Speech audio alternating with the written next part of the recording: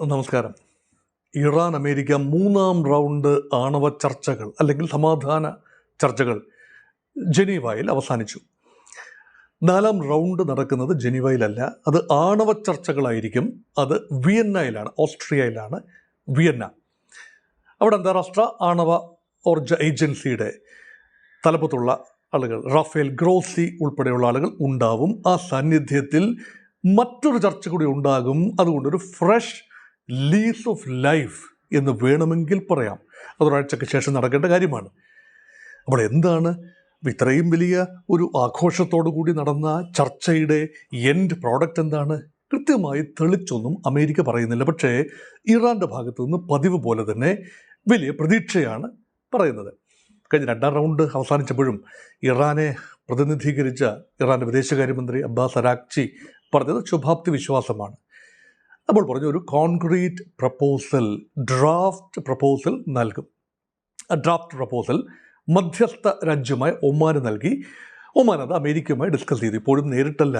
ഇപ്പോൾ Iran America ചർച്ച എന്ന് പറയുമ്പോഴും നമ്മൾ ആലോചിക്കേണ്ടതില്ല, നേരിട്ട് ഈ സ്റ്റീവ് വിറ്റ്കോഫും ജാറഡ് കുഷ്ണറും നേരിട്ട് ഇറാൻ്റെ വിദേശകാര്യമന്ത്രി അരാക്ചിയുമായി സംസാരിച്ചു എന്ന് കരുതേണ്ടതില്ല. ഇൻഡയറക്റ്റാണ്, സറഗേറ്റാണ്, അവിടെ മധ്യസ്ഥ ശ്രമമുണ്ട് ഉറപ്പായും. പക്ഷെ ഇവിടെ എത്തി നിൽക്കുന്ന ചില അണ്ടർസ്റ്റാൻഡിങ്ങുകളുണ്ട്. കാരണം ഇവിടെ ആണവ വിഷയത്തിൽ നീക്കുപോക്കില്ല എന്ന് രണ്ട് രാജ്യങ്ങളും പറയുമ്പോഴും ഒരു നീക്കുപോക്കിൻ്റെ ലാഞ്ചനകൾ ഇവിടെ കാണാം. എന്താണ് ആ നീക്കുപോക്ക്? ഒന്ന്, ഫിസൈൽ മെറ്റീരിയൽ, അതായത് 60% സമ്പുഷ്ടീകരിച്ച യുറേനിയം. ഇത് ഇറാൻ്റെ കൈവശം ഇപ്പോഴും ഉണ്ട്.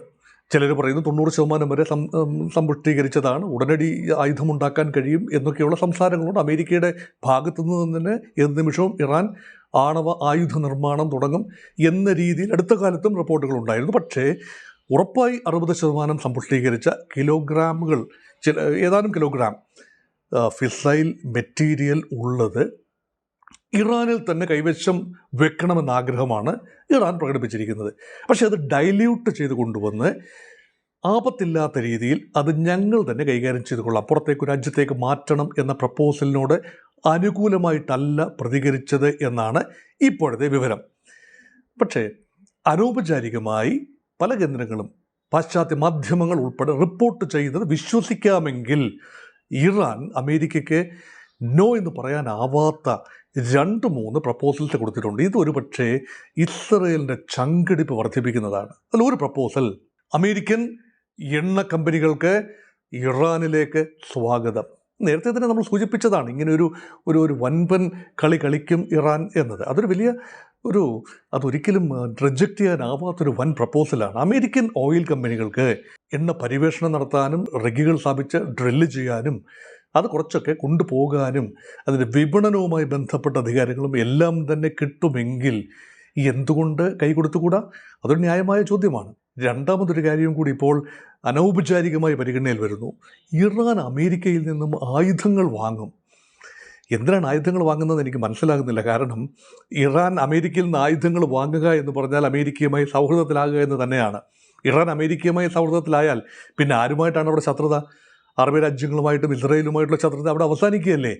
അപ്പോൾ എന്തിന് അമേരിക്കയിൽ നിന്നും ആയുധങ്ങൾ ഇറാൻ വാങ്ങണമെന്ന ന്യായമായ ചോദ്യം മറുപക്ഷത്തുണ്ട്. പക്ഷേ ഒരുപക്ഷെ ഇതിൽ നിന്നും തല ഊരണമെങ്കിൽ തീർച്ചയായും ഇറാൻ അമേരിക്കൻ ഫൈറ്റർ പ്ലെയിൻസ് വാങ്ങണം എന്ന ഒരു നിർദ്ദേശം. അപ്പം അതിന് ബദലായി ഇറാൻ പണം ഒരു പ്രശ്നമാവില്ല. കാരണം ഉപരോധം ലിഫ്റ്റ് ചെയ്താൽ ഇറാൻ്റെ വൻപൻ എണ്ണശേഖരം, ലോകത്തെ ഏറ്റവും അധികം എണ്ണശേഖരമുള്ള രാജ്യങ്ങൾ 2-മത്തെയോ 3-മത്തെയോ സ്ഥാനമാണ് ഇറാനുള്ള. വെനിസ്വല കഴിഞ്ഞാൽ പിന്നെ ഇറാനാണ്. അപ്പോൾ അവിടെ ഈ ഭൂഗർഭ ശേഖരം ഡ്രില്ല് ചെയ്ത് വെളിയിലെത്തിക്കുകയും അത് വിൽക്കാൻ കഴിയുകയും ഹോർമൂസ് വഴി അത് പുറത്തോട്ട് കടന്ന് ചൈന ഉൾപ്പെടെ രാജ്യങ്ങൾക്ക് അത് വിൽക്കാൻ സാധിക്കുകയും ചെയ്താൽ തീർച്ചയായും ഇതിനുള്ള റവന്യൂ ജനറേറ്റ് ചെയ്യാൻ കഴിയും. വൻപൻ ആയുധം വാങ്ങാനും അതുപോലെ മറ്റു കാര്യങ്ങൾക്കുമുള്ള എല്ലാ സാധ്യതയും തെളിയുകയാണ്. അപ്പം ഇവിടെ ആകെയുള്ളൊരു വിഷയം അഭിമാനത്തിൻ്റെ വിഷയമാണ്. ഇത്ര കാലം പറഞ്ഞത് എന്താ? അമേരിക്ക വിരോധം. 1979 മുതൽ കണ്ടിന്യൂസ് ആയി അമേരിക്ക വിരോധം പറഞ്ഞു നിന്ന ഇറാൻ പറഞ്ഞതെല്ലാം വിഴുങ്ങി അമേരിക്കൻ കുത്തക മുതലാളിത്തത്തിന് മുന്നിൽ കീഴടങ്ങിയെന്നാവില്ലേ? അത് ഇറാൻ്റെ ജനത എങ്ങനെയാണ് എടുക്കുക? ഇറാൻ്റെ ഒരു കൺസർവേറ്റീവ് വിഭാഗമുണ്ട്. ഇറാൻ്റെ ഒരു പോളിസി മേക്കിംഗ് അപ്പരറ്റസ് എന്ന് പറഞ്ഞാൽ അയത്തുള്ള അലി ഖൊമൈനി എല്ലാം അങ്ങ് തീരുമാനിക്കുമെന്ന് പറഞ്ഞാൽ പോലും അയത്തുള്ള ഖൊമൈനി തീരുമാനിക്കുന്നതിന് പിന്നിൽ ഒരു മൊത്തത്തിലൊരു അണ്ടർസ്റ്റാൻഡിങ് വേണം, ഒരു റിലിജിയസ് ഹൈറാർക്കി, അതൊരു ഏകദേശ ധാരണയിലെത്തേണ്ടതുണ്ട്. അവിടെയാണ് വിഷയം. അതുകൊണ്ട് ഇപ്പോൾ മിസൈൽ ശേഖരത്തെക്കുറിച്ച് കമാൻ ഒരക്ഷരം മിണ്ടിയിട്ടില്ല എന്നാണ് മനസ്സിലാക്കുന്നത്. അതായത് 2-3 വിഷയങ്ങളുണ്ട്. ഒന്ന് ആണവ വിഷയമാണ്. ആണവ വിഷയത്തിൽ സമ്പുഷ്ടീകരണം തുടരാം, അതിൽ കുഴപ്പമില്ലല്ലോ. സിവിൽ ന്യൂക്ലിയർ എനർജി ആവശ്യത്തിന് വേണ്ടി സമ്പുഷ്ടീകരണം ആവാമല്ലോ. പക്ഷേ ആ സമ്പുഷ്ടീകരണം ഒരിക്കലും ആയുധ നിർമ്മാണത്തിൽ കലാശിക്കില്ല. ഒരിക്കൽ പോലും ഇറാൻ പറഞ്ഞിട്ടില്ല ഞങ്ങൾ ആണവായുധങ്ങൾ നിർമ്മിക്കുമെന്ന് പറഞ്ഞിട്ടില്ല. അത് അവരുടെ നയമല്ല എന്നാണ് വീണ്ടും വീണ്ടും ആവർത്തിക്കുന്നത്. അതുകൊണ്ട് സമ്പുഷ്ടീകരണം തുടരുകയും, എന്നാൽ അത് മിനിമം തോതിൽ 2015 ബറാക്ക് ഒബാമ അമേരിക്കൻ പ്രസിഡന്റ് ആയിരുന്ന സമയത്ത് ഇറാനുമായി ഒപ്പിട്ട ഒരു കരാറുണ്ടല്ലോ, ആണവ കരാർ. അതിൻ്റെ അതേ പ്രൊവിഷൻ തന്നെ കുറച്ചുകൂടി സുരക്ഷാ സംവിധാനത്തോടു കൂടി, കുറച്ചുകൂടി ഇൻസ്പെക്ഷൻ റെജിമൻ കാര്യക്ഷമമാക്കിക്കൊണ്ട്, IAEAയുടെ കടുത്ത പരിശോധനകൾക്ക് വിധേയമാക്കിക്കൊണ്ട് മിനിമം തോതിൽ സമ്പുഷ്ടീകരിക്കാൻ അനുവാദം കൊടുക്കുക എന്ന് പറഞ്ഞാൽ ഇറാൻ അവിടെ മുഖം രക്ഷിക്കാൻ അവസരം കിട്ടുകയാണ്. അത് ചിന്തിക്കാവുന്ന ഒരു ഓപ്ഷനാണ്. അത് തീർച്ചയായും അത് പരിഗണനാ വിഷയമായി തന്നെ അവിടെ വരികയാണ്. അതുകൊണ്ടാണിപ്പോൾ അമേരിക്കയെ സംബന്ധിച്ചിടത്തോളം ഇത്രയധികം കോലാഹലത്തോടെ, ഇത്രയധികം സജ്ജീകരണത്തോടു കൂടി ഒരു ബിൽഡപ്പ്, മിലിറ്ററി ബിൽഡപ്പ് കൊണ്ടുവരുന്നു. അത് പെട്ടെന്ന് ഇങ്ങനെ ഒരു ഓഫർ കിട്ടിയപ്പോൾ അത് വാങ്ങിയിട്ട് അതങ്ങ് പിരിച്ചുവിടാനാവുമോ? അതാണ് കാര്യമായ ചോദ്യം. കാരണം ഇവിടെ അമേരിക്ക ആഗ്രഹിക്കുന്നത് ഒരു സമഗ്രമായ കരാറാണ്. അതിൽ ഭാവിയിൽ ഇറാനിൽ നിന്നും ഇസ്രയേലിനോ അറബ് രാജ്യങ്ങൾക്കോ ഉണ്ടാകാൻ സാധ്യതയുള്ള മിസൈൽ ത്രെറ്റ്, അതേക്കുറിച്ച് കാര്യമായ ഒരു ചർച്ചയും ഇവിടെ നടന്നതായി സൂചനയില്ല. കാരണം ഒരുപക്ഷെ അനൗപചാരികമായി നടന്നതും ഈ ഉള്ളിൽ ഇൻ ക്യാമറ നടക്കുന്ന ചർച്ചകളുടെ പൂർണ്ണ വിവരങ്ങൾ വെളിയിൽ വന്നു കൊള്ളണമെന്നില്ല. അതുകൊണ്ടായിരിക്കാം. പക്ഷേ ആ കാര്യത്തിൽ ഇറാൻ ഒരു വിട്ടുവീഴ്ചയ്ക്കും തയ്യാറല്ല എന്ന നിലപാടിൽ തന്നെയാണ് ഇപ്പോൾ പരസ്യമായി. അതുപോലെ പ്രോക്സികളെ സഹായിക്കുന്ന നിലപാട് എക്കാലത്തും ഉണ്ടായിരുന്നു.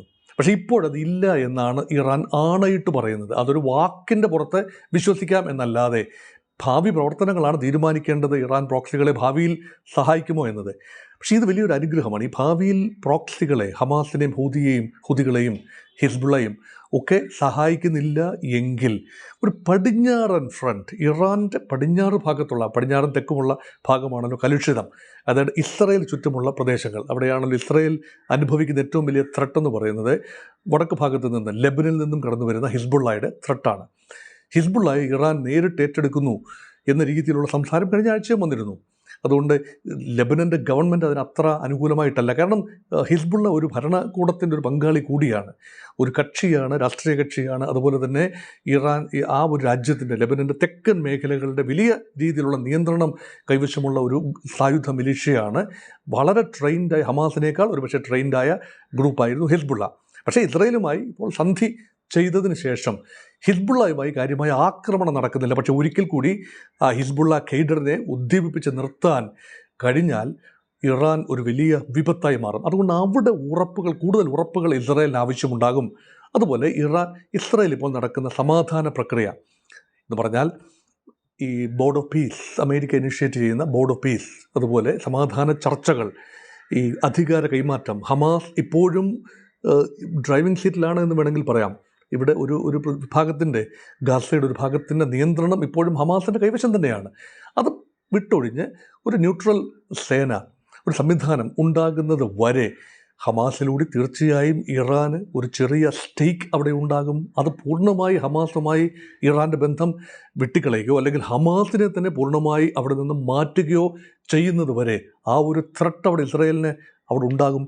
അതുപോലെ തന്നെയാണ് ഹൂതികൾ ഒരു പെർപ്പച്വൽ ത്രെട്ടാണ്. ഇസ്രായേലിന് മാത്രമല്ല സൗദി അറേബ്യയുടെ എണ്ണ സംഭരണശാലകൾക്കുമെല്ലാം വൻപൻ ത്രെട്ടാണ്. അത് മാത്രമല്ല ചെങ്കടലിലേക്ക് പ്രവേശിക്കുന്ന കപ്പലുകൾ, അമേരിക്കൻ കപ്പലുകൾ, ഇസ്രായേലി കപ്പലുകൾ, പാശ്ചാത്യ കപ്പലുകൾ എല്ലാം തന്നെ വാണിജ്യ യാനങ്ങൾക്ക് വലിയ ത്രെട്ടാണ്, ഭീഷണിയാണ് ഹൂതി വിഭാഗത്തിൻ്റെ ഭാഗത്തു നിന്നുള്ള അറ്റാക്ക്. അപ്പം ഇത് സമഗ്രമായ ഒരു ഉടമ്പടിയിലൂടെ അത് അവസാനിപ്പിക്കുന്നില്ല എങ്കിൽ, അപ്പം ഉറപ്പുകൾ മാത്രമേ ഒരു ഉടമ്പടി കൊണ്ട് ചെയ്യാനാവുന്നത് എന്താണ്? ഞങ്ങൾ ഇനി സഹായിക്കില്ല എന്ന് ഉറപ്പ് നൽകും. ഈ ഉറപ്പ് പാലിക്കേണ്ട ഒരു ധാർമ്മിക ചുമതലയുണ്ട്. പാലിച്ചില്ല എങ്കിൽ എന്ത് എന്നതും യഥാർത്ഥത്തിലുണ്ട്. അങ്ങനെയെങ്കിൽ യുദ്ധം, ബലപ്രയോഗം എന്ന് മാത്രമേ ഉള്ളൂ. അപ്പോൾ ഇതെല്ലാം തന്നെ വാക്കാൽ പറഞ്ഞ് എഴുതി ഉറപ്പിച്ച് വെക്കാവുന്ന കാര്യങ്ങൾ അല്ല. അവിടെയാണ് ഇറാൻ്റെ കേപ്പബിലിറ്റീസ്, മിസൈൽ കേപ്പബിലിറ്റി, പ്രോക്സികളെ സപ്പോർട്ട് ചെയ്യുന്ന ഒരു സപ്ലൈ ലൈനുണ്ട്. അതുപോലെ ആത്യന്തിക വിപത്തെന്ന് അമേരിക്ക ഒക്കെ പറയുന്ന ആണവ വിദ്യ, ഇത് മൂന്നും ഒറ്റയടിക്ക് നശിപ്പിക്കാൻ കഴിയുകയും ഇറാൻ്റെ സംവിധാനം IRGC നിയന്ത്രിക്കുന്ന ഒരു ഘടനയെ ഡിസ്മാൻറ്റിൽ ചെയ്യണം എങ്കിൽ ഓൺലി വൺ ഓപ്ഷൻ, അത് ഭരണമാറ്റമാണ്. ഈ ചർച്ചയിൽ ഒന്നും തന്നെ വന്നിട്ടില്ല ഇറാൻ്റെ ഭരണകൂടം മാറണമെന്ന കാര്യം. ഈ ചർച്ചയിൽ ഒരിടത്തും വന്നിട്ടില്ല. അതെങ്ങനെ പറയുക? ഈ ഭരണകൂടവുമായിട്ടാണ് ചർച്ച ചെയ്യുന്നത്. ഒരു കണക്കിൽ പറഞ്ഞാൽ അമേരിക്ക നിഷ്കാസനം ചെയ്യണം എന്നാഗ്രഹിക്കുന്ന ഭരണകൂടവുമായി, ആ ഭരണകൂടത്തിൻ്റെ പ്രതിനിധികളുമായിട്ടാണ് ചർച്ച ചെയ്യുന്നു എന്നത് ഒരു വലിയ വിരോധാഭാസമായി തോന്നാം.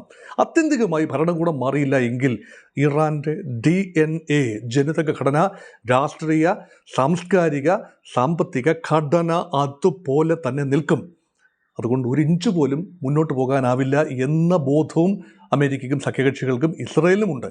അതുകൊണ്ട് എങ്ങനെയാണ് ഈ ടോക്സ് എല്ലാം നടക്കുന്നു? നോക്കൂ, കഴിഞ്ഞ പ്രാവശ്യവും 5 റൗണ്ട് ടോക്കുകൾ നടന്നതിന് ശേഷമാണ് 2025 ജൂണിൽ അമേരിക്ക ഇറാന് മേൽ ബോംബിട്ടത്. നോക്കണം, ഇസ്രയേലുമായി നടന്ന യുദ്ധത്തിൻ്റെ പരിസമാപ്തിയോടടുപ്പിച്ചാണ്, 12 ദിന യുദ്ധത്തിൻ്റെ അവസാനമാണ് ഇസ്ഫഹാനിലും ഫർദോയിലും നഥാൻസിലും ഒക്കെയുള്ള ആണവ നിലയങ്ങളിൽ അമേരിക്കൻ B-2 സ്റ്റെൽത്ത് ബോംബേഴ്സ്, അല്ലെങ്കിൽ B-2 സ്പിരിറ്റ് എന്ന് പറയുന്ന അത്യന്താധുനിക, ലോകത്തെ ഏറ്റവും പ്രഹരശേഷിയുള്ള, ഏറ്റവും വിലയുള്ള വിമാനങ്ങൾ ബോംബ് ചെയ്തത്. ഈ വിമാനങ്ങളൊക്കെ അമേരിക്ക കൈവശം വെച്ചിരിക്കുന്നത് ഉപയോഗിക്കാനാണ്, ഉപയോഗിച്ച് കാണിക്കാനാണ്, ലോകത്തെ പേടിപ്പിച്ച് നിർത്താനാണ്. യഥാർത്ഥത്തിൽ പ്രഹരങ്ങൾ എപ്പോഴെങ്കിലും നടന്നിട്ടില്ല എങ്കിൽ എങ്ങനെ ഈ ഫിയർ സൈക്കോസിസ് നിലനിർത്താനാവും എന്നത് മറ്റൊരു ചോദ്യം കൂടിയാണ്. അതുകൊണ്ടാണ് യുദ്ധം ഒഴിവായി എന്ന് പറയാൻ തക്ക ഒന്നും തന്നെ ഇല്ല. യുദ്ധം ലേശം നീട്ടിവയ്ക്കാൻ സാധിക്കുന്നു എന്നതിനുപരിയായ ഒന്നും തന്നെ വന്നിട്ടില്ല.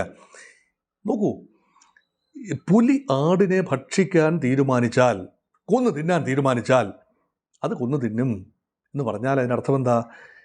പണ്ടത്തെ ഒരു ആട് പുലി കഥയുണ്ടല്ലോ. ആട് ഒരു ജലാശയത്തിൻ്റെ അല്ലെങ്കിൽ ഒരു വെള്ളച്ചാട്ടത്തിൻ്റെ താഴെ നിന്ന് സമാധാനപരമായി ജലം കുടിക്കുകയാണ്. അപ്പോൾ മുകളിൽ നിന്ന് പുലി പറഞ്ഞു, ഞാൻ നിന്നെ ഭക്ഷിക്കാൻ തുടങ്ങുകയാണ്, കാരണം നീ എൻ്റെ വെള്ളം കലക്കി. ആട് പറഞ്ഞല്ലോ, എങ്ങനെയാണ് എനിക്ക് വെള്ളം കലക്കാൻ കഴിയുക? താങ്കൾ ഉയരത്തിലാണല്ലോ നിൽക്കുന്നത്, ജലം ഒഴുകി വരുന്നത് മുകളിൽ നിന്ന് താഴേക്കാണല്ലോ, താഴെ നിന്ന് മുകളിലേക്ക് ലോകത്തൊരിക്കലും ശാസ്ത്ര നിയമമനുസരിച്ച് വെള്ളം കലക്കാനാവില്ലല്ലോ.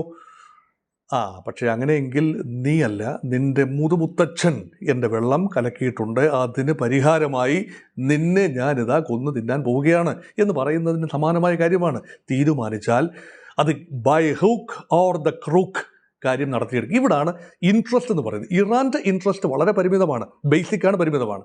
എന്താണ് ഇൻട്രസ്റ്റ്?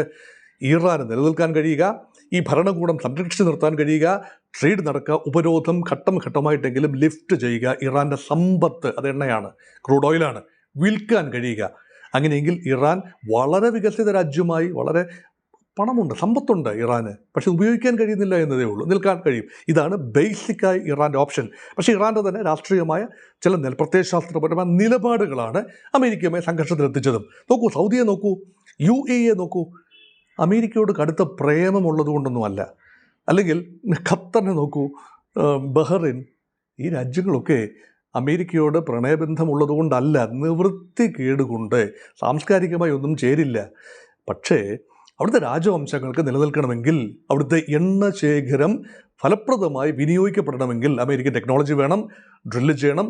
അമേരിക്കയുടെ ഇടപെടലോടെ, സംരക്ഷണയോടെ, ഇതൊരു ഗുണ്ടായി സംരക്ഷണം പോലെയാണ്. സംരക്ഷണത്തോടെ ഫോർമോസ് കടൽ ഇടയ്ക്ക് കടത്തി മറ്റെല്ലാ പ്രതിബന്ധങ്ങളും മാറ്റി ഒക്കെ ലോക വിപണികളിൽ എത്തിക്കണം. എന്നിട്ട് കടുത്ത ഒപ്പക്കിലൂടെയൊക്കെ കടുത്ത വിലപേശൽ ലോകരാജ്യങ്ങളുമായിട്ട് നടത്താൻ കഴിയും. ഇതാണല്ലോ പ്രായോഗിക സമീപനം. അപ്പം സ്വല്പം താണു കൊടുക്കേണ്ടി വന്നു. പക്ഷേ ഇവിടെ സങ്കീർണമാക്കുന്നത് അമേരിക്കയുടെ മധ്യ പൗരസ്ത്യ പ്രദേശത്തെ ഇടപെടലുകളാണ്. അവിടെ നിരന്തരം ഇറാനും സൗദി അറേബ്യയും ഒരിക്കൽ പോലും യോജിക്കുന്നില്ല എന്ന് ഉറപ്പ് വരുത്തേണ്ട ഒരു ചിന്ത അമേരിക്കയുടെയാണ്. അതൊരു കുശാഗ്ര ബുദ്ധിയാണ്. അത് ചൈന ഇടപെട്ട് സൗദി അറേബ്യയും ഇറാനെയും ഒരുമിച്ച് കൊണ്ടുവന്നു എന്ന് പറഞ്ഞാൽ അവർക്ക് വിയോജിപ്പുണ്ട്, ഷിയ സുന്നി വിയോജിപ്പുണ്ട്, മറ്റ് ചില വിയോജിപ്പുകളുണ്ട്, അവിടെ ആരാണ് മുപ്പിളമ തർക്കങ്ങളുണ്ട്, എല്ലാമുണ്ട്. പക്ഷേ ഒരു ഏകദേശ ധാരണയിൽ കൊണ്ടുവന്നു. പിന്നെ ഇസ്രയേലുമായി സന്ധി ചെയ്തുകൊണ്ട്, അബ്രാഹമിക കരാറിലൂടെ ഇസ്രയേലുമായി സന്ധി ചെയ്തുകൊണ്ട് ഒന്നൊന്നായി അറബ് രാജ്യങ്ങൾ ഈ ഇറാൻ്റെ മറുപക്ഷത്തേക്ക് കൃത്യമായി പോവുകയാണ്. ഇസ്രയേലിനെ ഒരിക്കലും ഇറാൻ അംഗീകരിക്കാനാവില്ല, ഇറാനെ ഇസ്രയേലും അംഗീകരിക്കാനാവില്ല. ഈ ഒരു ബിൽഡപ്പ് ഉണ്ടാക്കി വെക്കുന്നതിൽ അദൃശ്യമായൊരു ശക്തിയായി അമേരിക്ക പ്രവർത്തിച്ചു. അവിടെ അമേരിക്കയുടെ ആവശ്യമാണ്. ഇപ്പോഴും ഞാൻ എൻ്റെ പ്രേക്ഷകരോട് കൃത്യമായി പറയുന്നു, അമേരിക്കയുടെ ആവശ്യമാണ്. മധ്യ പൗരസ്ത്യ പ്രദേശത്ത് സംഘർഷം ഉണ്ടാകേണ്ടത് അമേരിക്കയുടെ ആവശ്യമാണ്. പക്ഷേ ഈ സംഘർഷം കൈവിട്ടു പോകാതിരിക്കേണ്ടതും അമേരിക്കയുടെ ആവശ്യമാണ്. പേടിപ്പിച്ച് നിർത്തുക അറബ് രാജ്യങ്ങളെ, എണ്ണസമ്പന്നമായ അറബ് രാജ്യങ്ങളെ, GCC രാജ്യങ്ങളെ പേടിപ്പിച്ച് നിർത്തുക. പേടിപ്പിച്ച് നിർത്തുന്നതിന് ഇറാൻ അവിടെ വേണം. ഇറാൻ എന്നും ഒരു ത്രട്ടാണ്, ഇസ്രായേൽ ഒരു ത്രട്ടല്ല. ആ രീതിയിൽ ഇസ്രായേൽ മുൻപൊരു ത്രട്ടായിരുന്നു. അറബ് രാജ്യങ്ങളുമായി ഇനി ആ രീതിയിൽ ഇസ്രായേൽ ഏറ്റുമുട്ടാൻ പോകുമെന്ന് ഇപ്പോൾ ചിന്തിക്കാനാവില്ല. അതുകൊണ്ട് അതൊരു ത്രട്ടല്ല. ഉടനടി ഭാവിയിൽ എങ്ങനെയാണെന്ന് പറയാനാവില്ല. പക്ഷേ ഇറാൻ ഒരു ത്രട്ടാണ്. അതുകൊണ്ടാണ് ഒരു സമാധാനം എന്നത് ഹൈഫനൈറ്റഡ് ആവും, അല്ലെങ്കിൽ സമാധാനം എന്നതിന് ഒരുപാട് റൈഡേഴ്സ് ക്ലോസുകൾ ഉണ്ടാവും.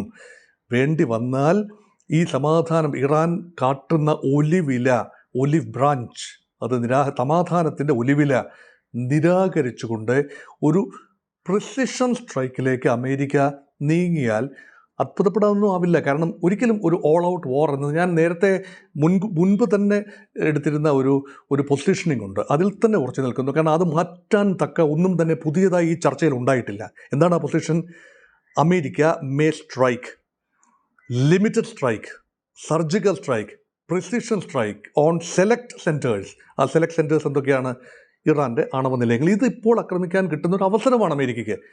അത് സ്വാഗതാർഹമല്ല, ഞാനതിനെ ഒരിക്കലും സ്വാഗതം ചെയ്യുന്ന കാര്യമല്ല. ഒരിക്കലും ഒരു ആക്രമണം സ്വാഗതാർഹമല്ല. പക്ഷേ അമേരിക്കയുടെ സ്ട്രാറ്റജിക് ഇൻട്രസ്റ്റ് അവിടെ ഉള്ളതുകൊണ്ട് അതിനെ നിരാകരിക്കാനുമാവില്ല. കാരണം അതിൻ്റെ സാധ്യതകൾ മാത്രമാണ് പറയുന്നത്, അതിൻ്റെ വേണം വേണ്ട എന്നുള്ളതല്ല, അഭിപ്രായമല്ല പറയുന്നത്, അതിൻ്റെ സാധ്യതകളാണ്. നല്ലൊരു സാധ്യത അവിടെ ഓപ്പൺ ചെയ്യുകയാണ്. IRGC ഹെഡ്ക്വാർട്ടേഴ്സ് തച്ചു തകർക്കാൻ കിട്ടുന്നൊരു സാധ്യതയാണ്. മിസൈൽ ശേഖരം, വലിയ രീതിയിൽ ഒളിപ്പിച്ചു വെച്ച മിസൈൽ ശേഖരം, അതിൻ്റെയൊക്കെ രേഖാചിത്രങ്ങൾ കാണും, സ്കെച്ചുകൾ കാണും. ഇതൊക്കെ തകർക്കാൻ വൺ ടൈം അറ്റാക്ക് ഒരുപക്ഷെ ഇറാനെ ഒരു 10 വർഷത്തേക്കെങ്കിലും പുറകോട്ട് കൊണ്ടുപോകാൻ കഴിയും. അത് മതി. അപ്പോഴും ഒരു എനിമിയായിട്ട് റെഷീം ചേഞ്ച് വേണ്ടായിരിക്കാം, പക്ഷേ അവിടെ ഇറാൻ്റെ ഒരു കേപ്പബിലിറ്റിയെ കുറച്ചുകൂടെ ഡെൻറ്റ് ചെയ്തുകൊണ്ട് വരിക, എന്നിട്ട് സമാധാന ചർച്ചകൾ, അടുത്ത റൗണ്ട്, എന്നിട്ട് ശാശ്വതമായി. അപ്പോൾ ഉറപ്പാണ്. പണ്ട് റെയ്ഗൻ പറഞ്ഞ ഒരു തത്വം എൻ്റെ മനസ്സിൽ ഓടിയെത്തുകയാണ്. Trust but verify. ഒരു കരാറിൽ ഏർപ്പെടുത്തുന്നതിന് മുമ്പേ വിശ്വസിക്കുക ആദ്യം, പക്ഷെ വെരിഫൈ ചെയ്യുക. ആ വെരിഫൈ ചെയ്യുമ്പോൾ എന്താണ്? എത്രയെല്ലാം കരാർ ഏർപ്പെട്ടാലും ഇറാന് ആണവ സാങ്കേതിക വിദ്യയുണ്ട്, ഓൺ പേപ്പർ ഉണ്ട്. അത് മായ്ച്ചു കളയാനാവില്ല. സമ്പുഷ്ടീകരിക്കുന്നോ ഇല്ലയോ എന്ന് മാത്രമേ നമുക്ക് പുറത്തു നിന്നുകൊണ്ട് നിരീക്ഷിക്കാനാവൂ, IAEAക്ക് നിരീക്ഷിക്കാനാവൂ. അതുകൊണ്ട് ഈ കേപ്പബിലിറ്റി, അതിൻ്റെ infrastructure, military and nuclear infrastructure നശിപ്പിക്കേണ്ട ഒരു ആവശ്യകത അമേരിക്കയ്ക്ക് തോന്നിയാൽ അത് ചെയ്യും. അല്ല എങ്കിൽ അമേരിക്ക ഒരു പക്ഷേ may be waiting A bit more for A more opportunity time. പക്ഷേ ഒരു കരാറിൽ ഏർപ്പെട്ട് കഴിഞ്ഞാൽ, രണ്ടാമതും ഒരു കരാറിൽ നോക്കൂ, 2015 കരാർ, ഇപ്പോൾ 2026 മറ്റൊരു കരാർ, ഒരു കരാർ. ഇത് ഇൻ്റർനാഷണൽ കമ്മ്യൂണിറ്റി നോക്കുകയാണ്. ഈ കരാറിലൊക്കെ ഏർപ്പെട്ട് കഴിഞ്ഞാൽ വീണ്ടും ആ കരാർ ലംഘിച്ചുകൊണ്ട് ഏകപക്ഷീയമായി അമേരിക്ക മുന്നോട്ട് പോകുമ്പോൾ നഷ്ടപ്പെടുന്നത് ഒരു വിശ്വാസ്യതയാണ്. അമേരിക്കയുമായി മറ്റ് രാജ്യങ്ങൾ പിന്നീട് കരാറിൽ ഏർപ്പെടാൻ വിസമ്മതിക്കും, അല്ലെങ്കിൽ അത്ര താല്പര്യം കാണില്ല. യൂറോപ്യൻ രാജ്യങ്ങളാണ് അത് ഏറ്റവും വലിയ ഉദാഹരണം. യൂറോപ്യൻ രാജ്യങ്ങൾ ഇപ്പോൾ വേദനയോടുകൂടി മനസ്സിലാക്കുന്നു, അമേരിക്കയെ ട്രസ്റ്റ് ഇല്ല. ഇവിടെ ഒരു ഇൻ്റർനാഷണൽ കമ്മ്യൂണിറ്റിയിൽ ഒരു ട്രസ്റ്റ് ബേസ്ഡ് വേൾഡ് ഓർഡർ അല്ലേ ഉള്ളത്. ആ ട്രസ്റ്റ് ഇല്ലാതെ പോകുന്നു. അവിടെയാണ് അമേരിക്കയ്ക്ക് ഏറെ ശ്രദ്ധിക്കാനുള്ളത്. കൈ കൊടുക്കുന്നതിന് മുൻപ് 100 വട്ടം you can trust, but verify 10 times, verify 10 times. ഇത് അമേരിക്കയുടെ പോളിസിയായി മാറുന്നു. അതുകൊണ്ട് സന്നിഗ്ധാവസ്ഥ ഇപ്പോഴും തുടരുന്നു. വിയന്നയിൽ വെച്ച് നമുക്ക് കാണാം, കാവിലെ പാട്ട് മത്സരത്തിന് കാണാം എന്ന് പറയുന്നത് പോലെ ഇനി വിയന്നയിൽ കണ്ടുമുട്ടാം.